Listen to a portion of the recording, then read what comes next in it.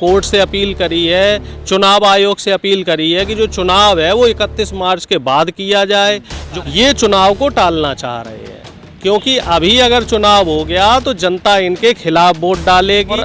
22 से ज़्यादा परियोजनाओं के शिलान्यास कर चुके हैं, हजारों करोड़ रुपया उत्तर प्रदेश के ऊपर बहा दिया है। क्यों बहाया गया इस चीज को आप भी समझ रहे हैं।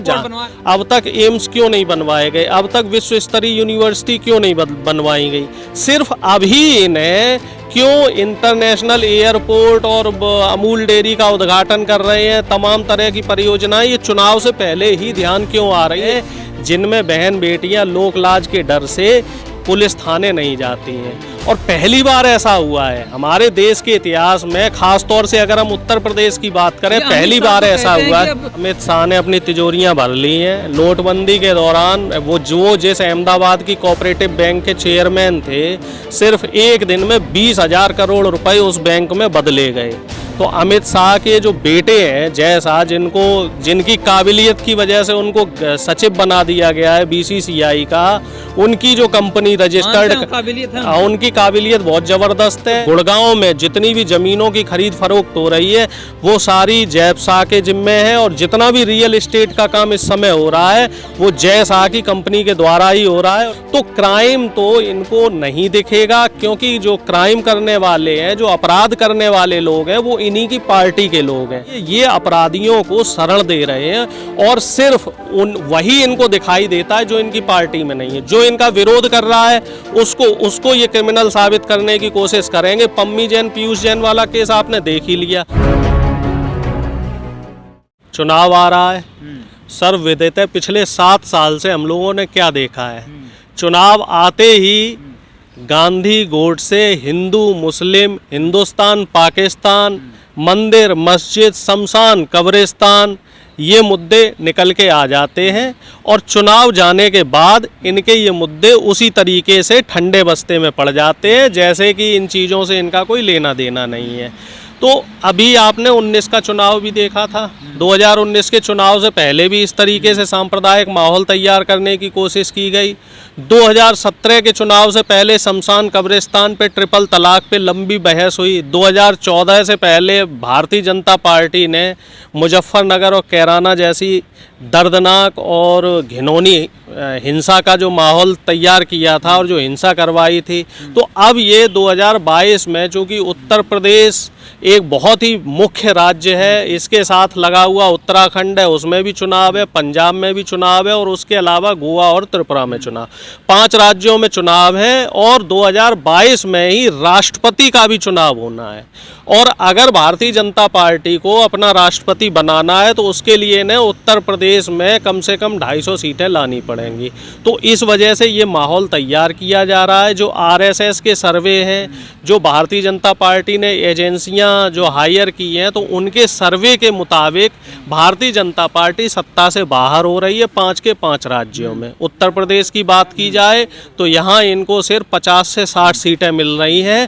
तो इस वजह से इन्होंने किसान आंदोलन खत्म करवाया, और अब योगी आदित्यनाथ 30 मार्च 31 मार्च तक इन्होंने यहाँ पे जो कोर्ट से अपील करी है, चुनाव आयोग से अपील करी है कि जो चुनाव है वो 31 मार्च के बाद किया जाए। जो कोरोना की 3rd वेव है, जैसे हम ओमिक्रॉन कह रहे हैं, ओमिक्रॉन वेव का भी जो एक डर दिखाया जा रहा है, ये कुल मिला जुला के ये चाह रहे हैं कि माहौल को चेंज किया जाए, क्योंकि इस समय जो माहौल है वो भारतीय जनता पार्टी के खिलाफ है। अभी करा लेना चाहते हैं या चुनाव को टालना चाह रहे हैं? ये चुनाव को टालना चाह रहे हैं, क्योंकि अभी अगर चुनाव हो गया तो जनता इनके खिलाफ वोट डालेगी। और ये 2 महीने 3 महीने में, आज भी प्रधानमंत्री मोदी जी की मोदी नगर में रैली हुई है। उस रैली में इन्होंने बड़े लंबे चौड़े भाषण दिए हैं, भाषणबाजियां किया हैं, गाल बजाए हैं, दूसरी पार्टियों को नीचा दिखाने का काम किया है। इसके अलावा बहुत सारी परियोजनाओं के उद्घाटन किए गए हैं। पिछले 20-22 दिनों में मोदी जी केवल उत्तर प्रदेश में ही 7 से 8 राज्यों का 8 बार आ चुके हैं, और 22 से ज्यादा परियोजनाओं के शिलान्यास कर चुके हैं। हजारों करोड़ रुपया उत्तर प्रदेश के ऊपर बहा दिया है। क्यों बहाया गया है इस चीज को आप भी समझ रहे हैं। बनवा रहे हैं अंतरराष्ट्रीय एयरपोर्ट 5। भाई ये बताओ 7 साल से ये सत्ता में थे। अगर हम केंद्र की बात करें और उत्तर प्रदेश की बात करें तो 5 साल से ज्यादा, लगभग 5 साल का समय हो गया। तो अब तक किसी परियोजना का उद्घाटन क्यों नहीं किया गया? अब तक एम्स क्यों नहीं बनवाए गए? अब तक विश्व स्तरीय यूनिवर्सिटी क्यों नहीं बनवाई गई? सिर्फ अभी इन्हें क्यों इंटरनेशनल एयरपोर्ट और अमूल डेयरी का उद्घाटन कर रहे हैं? तमाम तरह की परियोजनाएं ये चुनाव से पहले ही ध्यान क्यों आ रही है? 1 करोड़ लैपटॉप जो है योगी जी बंटवा रहे हैं। 1 करोड़ लैपटॉप पिछले 5 साल में कहाँ थे? 70 लाख जो रोजगार देने का इन्होंने चुनावी वादा किया था, वो 70 लाख रोजगार कहाँ है? और 69,000 जो शिक्षकों की भर्ती होने वाली थी, वो 3 साल से भर्तियां क्यों लटकी हुई हैं? 6 महीने से 7 महीने से छात्र धरना प्रदर्शन कर रहे हैं। इसी के साथ अगर केंद्र सरकार के बारे में बात की जाए तो केंद्र सरकार क्यों विफल रही? रेलवे की अभी तक 2017 की भर्तियां वो नहीं कर पाई है। इसके अलावा भी तमाम भर्तियां हैं जिनको करने में वो विफल साबित हुई है। आपने उत्तर प्रदेश में जो 2013 में कैराना और मुजफ्फरनगर में जो दंगे हुए थे उसका जिक्र किया। मुजफ्फरनगर में जब दंगा हुआ था 2013 में, तब समाजवादी पार्टी की सरकार थी। वहाँ पर एक तरफ दंगा हो रहा था और दूसरी तरफ सैफई में महोत्सव मनाया जा रहा था, वहाँ पर नाच हो रहा भाई देखो, ये भी एक चीज समझ लो, मीडिया के फैलाए हुए प्रपंच है।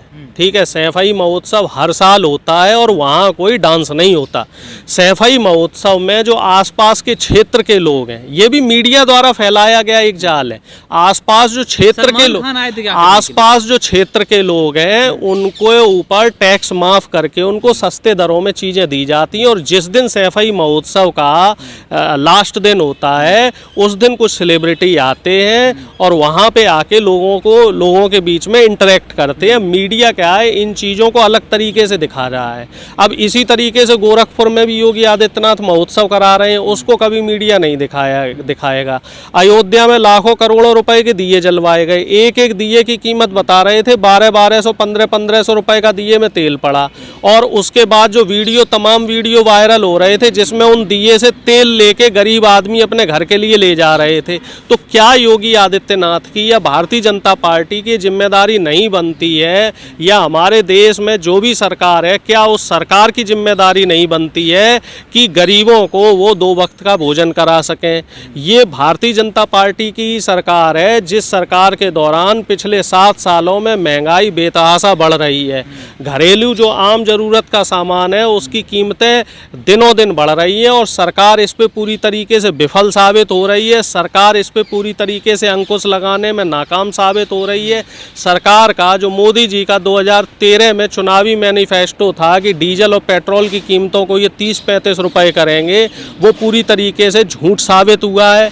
प्रधानमंत्री जी की कथनी और करनी में जो फर्क है वो पूरे देश ने देखा है। भ्रष्टाचार इस समय चरम पे है हमारे देश में।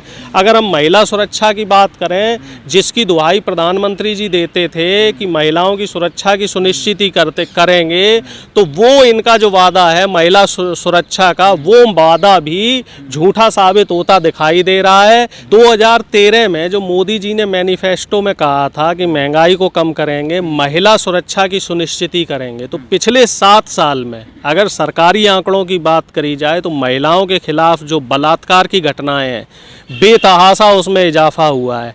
2013 में 32,000 महिलाओं के खिलाफ बलात्कार के केस आए थे। वही आंकड़े 2014 में 36,000, 2015 में 38,000, 2016 में 34,000, 2017 में 33,000 आंकड़े आए हैं और 2018, 19 और 20 के आंकड़े अभी आना बाकी है। तो आप साफ तौर पे देख रहे हैं कि महिलाओं के खिलाफ जो बलात्कार के केस हैं, जो हिंसा के केस हैं, उनमें कोई कमी नहीं आई है, बल्कि बढ़ोतरी हुई है। और ऐसे तमाम ऐसे केस और हैं जिनमें बहन बेटियां लोक लाज के डर से पुलिस थाने नहीं जाती हैं। और पहली बार ऐसा हुआ है हमारे देश के इतिहास में, खास तौर से अगर हम उत्तर प्रदेश की बात करें, पहली बार ऐसा हुआ है।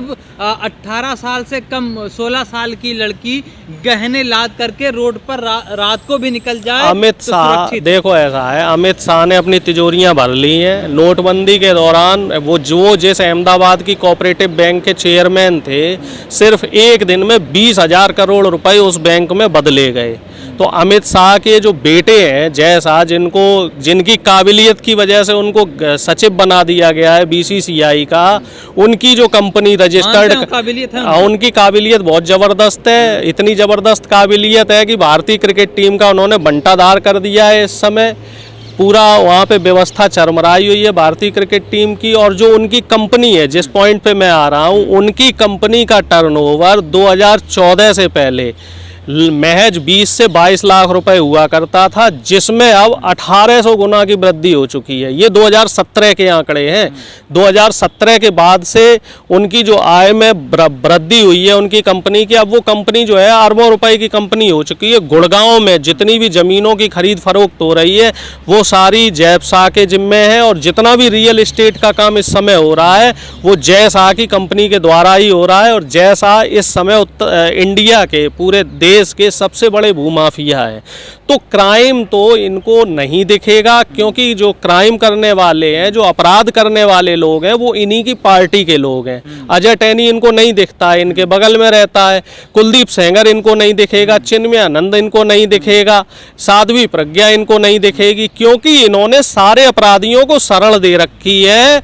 और 2019 में जो मोदी जी की जो अभी सांसद जो चुने गए हैं, 42% सांसद मोदी कैबिनेट में ऐसे हैं जिनके ऊपर हत्या या हत्या जैसे जघन्य अपराध है 42%, जबकि 2014 में ये आंकड़ा 31% था। तो आप इससे अंदाजा लगा सकते हैं कि भारतीय जनता पार्टी क्राइम को या अपराध को किस लहजे से कम करना चाह रही है। ये अपराधियों को शरण दे रहे हैं, और सिर्फ वही इनको दिखाई देता है जो इनकी पार्टी में नहीं है। जो इनका विरोध कर रहा है उसको ये क्रिमिनल साबित करने की कोशिश करेंगे। पम्मी जैन, पीयूष जैन वाला केस आपने देख ही लिया। वो जो पीयूष जैन था वो भारतीय जनता पार्टी का एजेंट था, भारतीय जनता पार्टी का दलाल था, उसके तार अहमदाबाद से जुड़े थे। जैदी साहब एक क्राइम ब्रांच के ऑफिसर थे, तो उनको फर्जी पर्चियां मिली थी। अब वो हालांकि पीयूष जैन वाला मामला है।